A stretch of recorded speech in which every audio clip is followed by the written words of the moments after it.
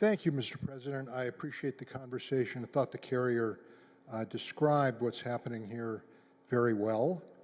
To the last point, the last comments, certainly we are seeing some really encouraging developments in technology in terms of methane capture at landfill facility. We have the Dry Creek landfill in my county has a model, an inspiring model of generating energy from this, but it's a very significant investment, and there are a number of landfills that haven't done that.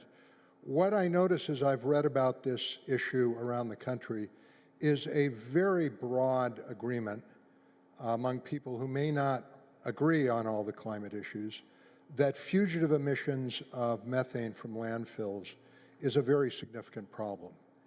And just for clarification, because this does get confused sometimes, methane, which is very similar, the main component of natural gas, is touted as a clean fuel. And that's largely true when you're talking about the combustion, the burning of it.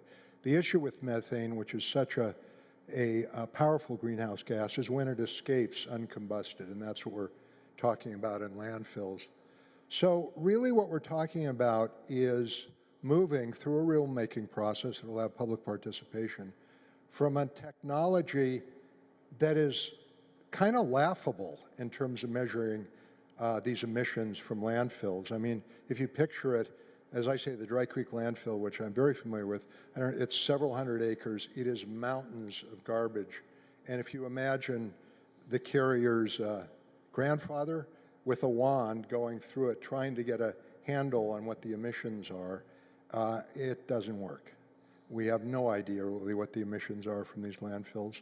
And in the last few years, there's been the development of drone technology, sniffer drones, satellite technology that can give us pretty inexpensively. We're not talking about a greater expense. And we are almost certainly not talking about a federal regulation that if you go this way, you still have to keep your little wands and metal detectors. That's not going to happen. That really can give us a very good idea of what we're talking about. What is the scale of this problem?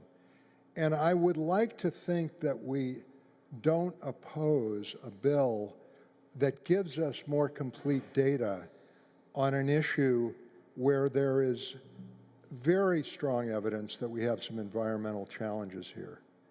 I don't think this is a body that opposes effective and competent collection of data. So what we've got now is buggy whips, horse and buggy whips, and we are requiring with this that there is rulemaking that takes into consideration the technology that would let us get an accurate handle on the magnitude of the challenge we have now. And we may come back, I certainly won't say that this would never result in requirements. Who can say that? But we come back for that discussion, which we may or may not agree on. But I urge your support of this bill to at least make an appropriate technological change to let us know what kind of methane emissions we have from our largest landfills. I urge an aye vote, and thank you. Thank you, Senator.